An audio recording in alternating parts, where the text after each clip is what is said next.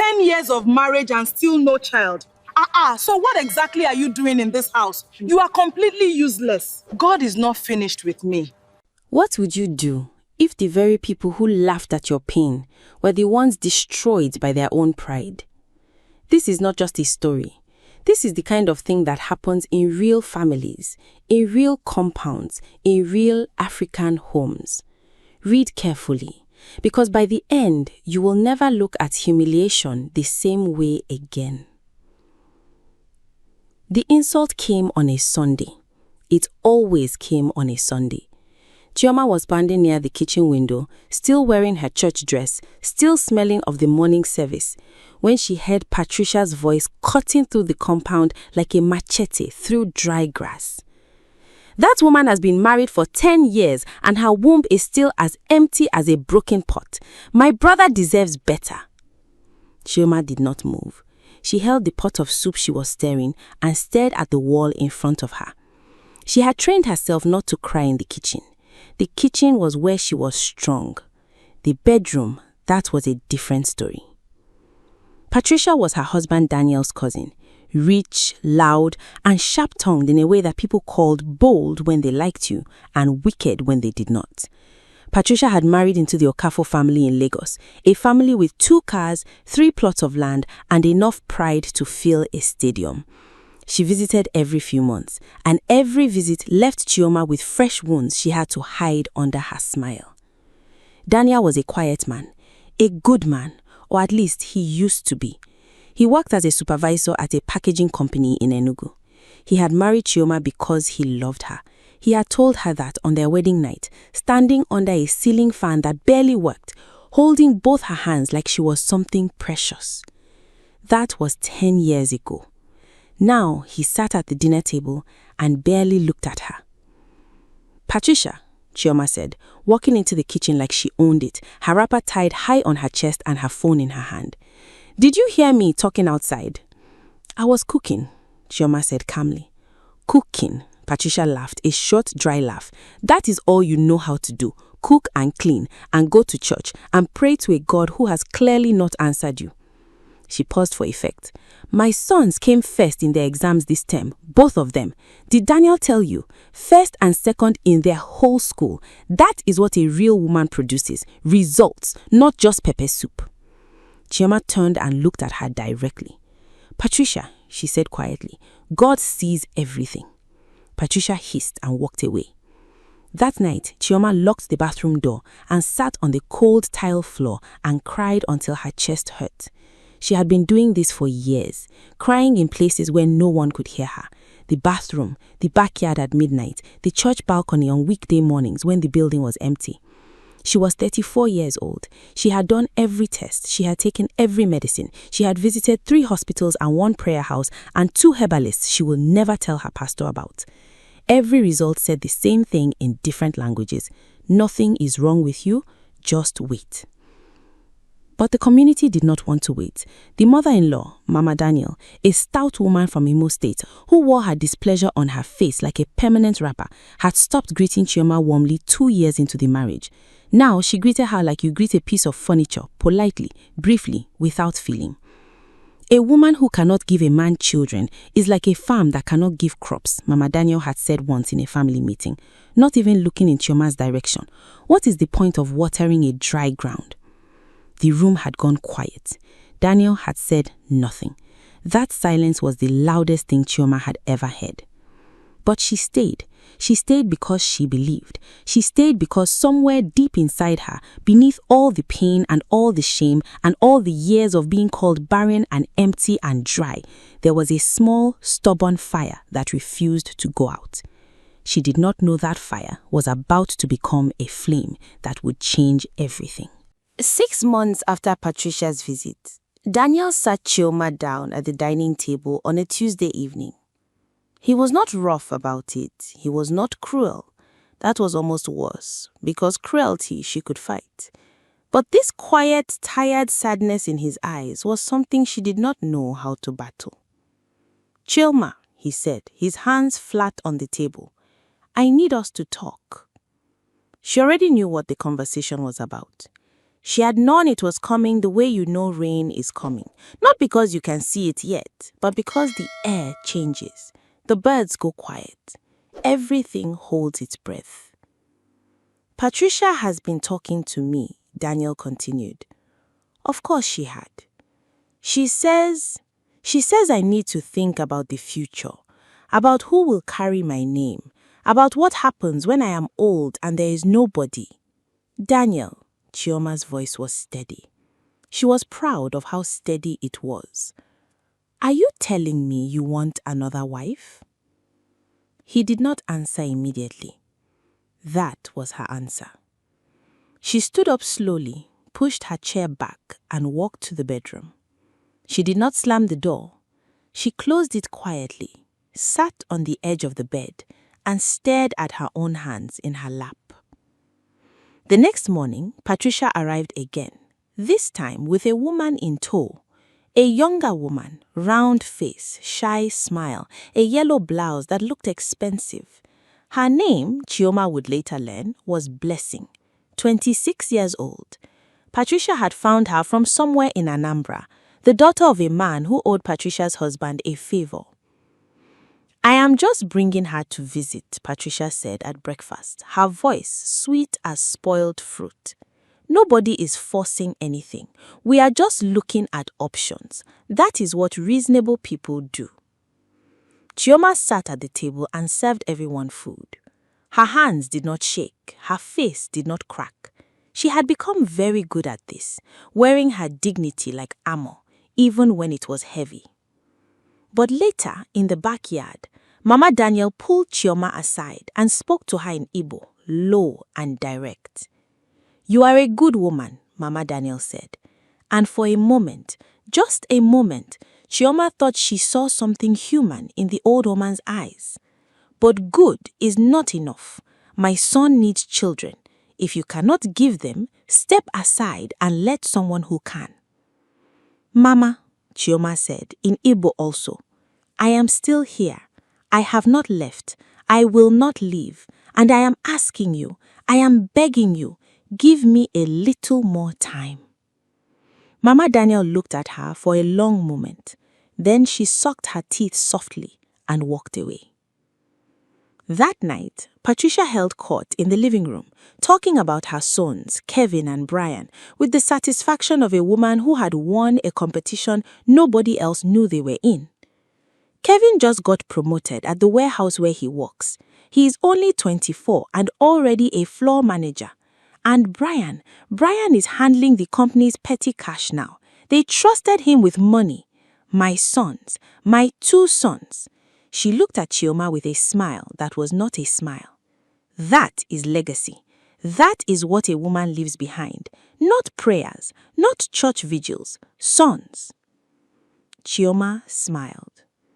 You must be very proud, she said.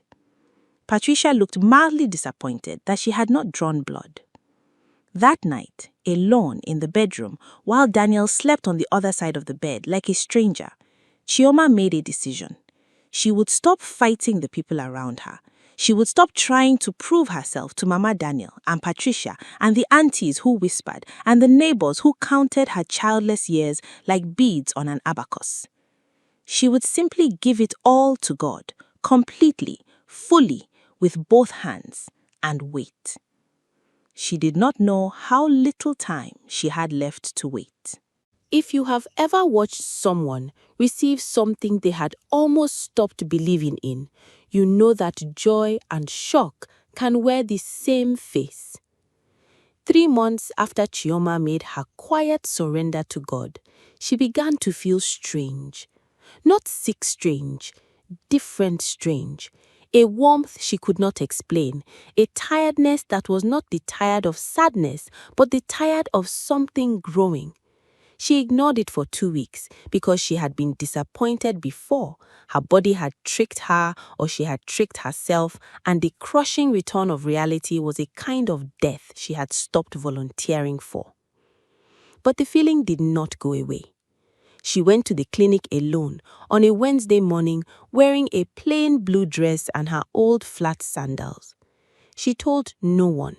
She sat in the waiting room between a pregnant teenager and an old man with a cough, and she filled out the form with the calm of someone who had learned to manage hope like a controlled fire. Enough to keep warm, not enough to burn down the house. When the nurse called her name and handed her the result, Chioma read it standing up. Positive. She read it again. Positive. She sat down. Then she stood up. Then she sat down again. "Are you okay, madam?" the nurse asked. Chioma could not speak for a full 30 seconds. Then she said very quietly, "Can you check again, please?" They checked again. They did an ultrasound. And that was when the second shock came, the one that made her press both hands over her mouth and close her eyes. Not one baby. 2. Twins. If you are new here and you have been reading this story from the beginning, this is the moment. Subscribe before you read the next chapter, because what is coming will shake you. The same community that mocked Chioma is about to get the most dramatic morning of their lives. Don't miss it. Chioma drove home slowly, both hands on the wheel, barely breathing. She did not tell Daniel that night. She sat with the secret like a woman sitting beside a sleeping lion, full of awe, full of fear, afraid that any movement would break the miracle. She told him on a Friday evening, after dinner, when the house was quiet. She placed the result on the table in front of him without saying a word. Daniel looked at it. Then he looked at her. Then he looked at it again. "Chioma, twins," she said softly. His face did something she had not seen it do in years. It crumpled, not with sadness, with the particular grief of a man who realizes how close he came to making the worst mistake of his life. He stood up from the table, walked around to her side, and held her, not the polite hug of a disconnected husband, a real hold, the kind that says, "I am sorry, and thank God, and forgive me," all at once. Chioma held him back. She cried, he cried. They stood in that kitchen for a long time, and the soup on the stove burnt slightly at the edges, and neither of them moved to fix it. But she made one request. "Do not tell Patricia. Do not tell your mother. Do not tell anyone in that family yet. Let me carry this quietly. When the time is right, God will announce it himself." Daniel agreed. And so Chioma carried her miracle in silence, moving through her days with a secret joy that she wore like a lining inside a plain coat, invisible from the outside, warm only she could feel. She did not know that God was already arranging the stage for the most dramatic announcement anyone in that community would ever witness. Patricia planned the party for 6 weeks. It was meant to be a Thanksgiving, a celebration of her sons, Kevin and Brian, who had been doing so well in their respective jobs. Patricia had rented a hall in the neighborhood, hired a caterer, ordered customized Proud Mother sachets in gold fabric, and sent printed invitation cards to every person of consequence in the community. The invitation read, "Join us as we celebrate the excellence of our sons, Kevin and Brian Okafor, young men of integrity, hard work, and God's blessing." She had shown the card to Chioma personally, dropping it on the kitchen counter with a particular kind of deliberateness. "You should come," Patricia said, her eyes scanning Chioma's body, still not visibly pregnant at 5 months because Chioma had been careful about what she wore. "It will be good for you to see what raising children looks like. Maybe it will inspire you." Chioma picked up the card, looked at it, and placed it back down. "I will try to make it," she said. The morning of the party, the compound was buzzing. Mama Daniel had put on her best Ankara, neighbors were dressed up. The hall was decorated with balloons and a large banner that read, "Celebrating Kevin and Brian, our pride and joy." Patricia arrived in a cream lace blouse and a wrapper so stiff it could stand alone. She was glowing. She greeted everyone with the energy of a woman who had been waiting her whole life for this specific moment. But Kevin and Brian were not there. They are coming from work, Patricia told everyone. They are responsible young men. They do not keep late nights. They will be here. 30 minutes passed. An hour. Patricia's phone rang. She stepped away from the table to answer. People watched her face change the way you watch weather change, slow at first, then all at once. The color drained, the smile froze. Her hand came up to her mouth. She hung up and stood very still in the middle of the hall. Patricia, her husband touched her shoulder. What happened? She turned to face the room full of people, all the neighbors, all the family members, all the people she had invited to celebrate her son's greatness, and what came out of her mouth was barely a whisper. They have been arrested. The room went silent. What? Mama Daniel stepped forward. Kevin and Brian. Patricia's voice broke completely. They were caught, both of them, stealing from the company. They had been taking money from their accounts for months. Their employer reported them this morning. The police... She stopped. She could not continue. The hall erupted, not in celebration, in chaos. People were on their phones, questions were flying, some were already walking out, suddenly remembering urgent ins they had to do elsewhere. The caterer stood awkwardly beside a table full of food that nobody was eating. The banner overhead, celebrating Kevin and Brian, our pride and joy, fluttered slightly from the ceiling fan, reading now like a cruel joke. Patricia sank into a chair. And then, at the precise moment when Patricia's world was collapsing, Chioma's water broke. It happened right there in the compound. Chioma had not gone to the party hall. She had stayed home, moving slowly through the house, feeling the weight of her belly that she had hidden under loose dresses and careful posture. She was 7 months along but carrying twins, and her body had decided today was the day.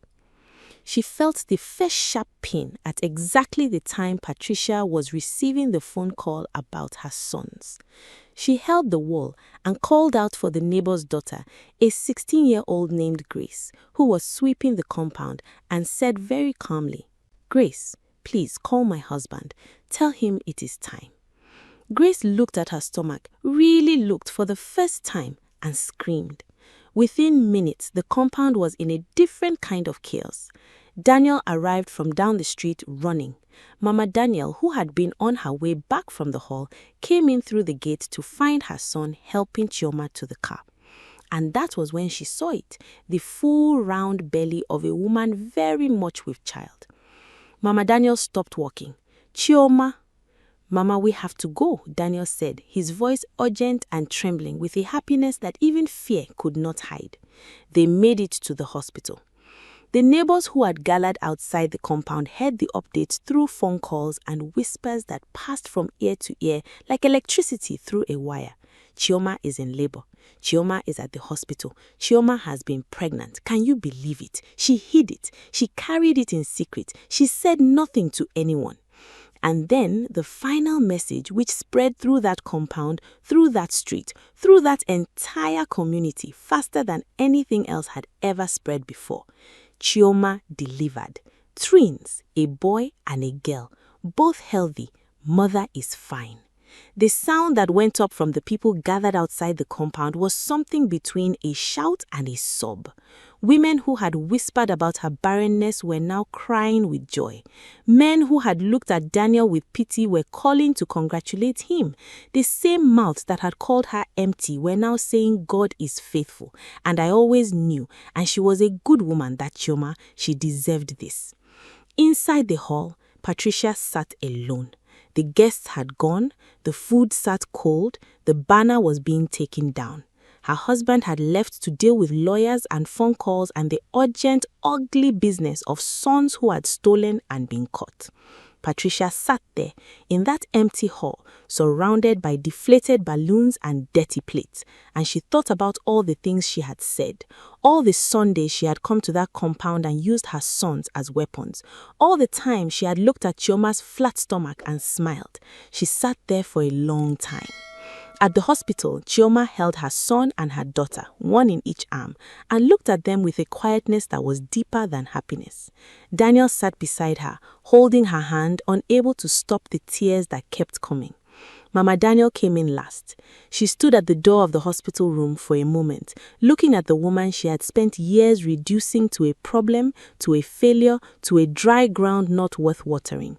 Chioma looked up and met her eyes.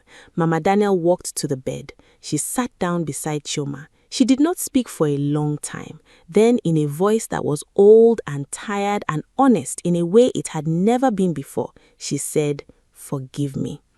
Just 2 words. Chioma looked at her mother-in-law, this woman who had made so many of her Sundays painful, who had spoken about her as though she were furniture, who had approved of bringing another woman into her home. And she did not feel rage. She did not feel triumph. She felt something quieter and more powerful than both. She felt free. "I forgave you a long time ago, Mama. I just needed God to finish what He started." Mama Daniel bowed her head. Outside the hospital window, the evening was coming down soft and orange over the city. Somewhere across town, Patricia was dealing with the ruin of everything she had built her pride on. And here, in this small room that smelled of antiseptic and new life, Chioma sat with her 2 babies and her weeping husband and a mother-in-law who had finally run out of words. The same community that had counted her empty years like a curse was now counting her children as a miracle. The woman they had called Barren held a boy in one arm and a girl in the other, and she smiled. Not because she had won, but because God had not forgotten her, not for a single day, not for a single prayer, not for one tear she had ever cried on a cold bathroom floor in the dark. He had simply been preparing something too big to rush.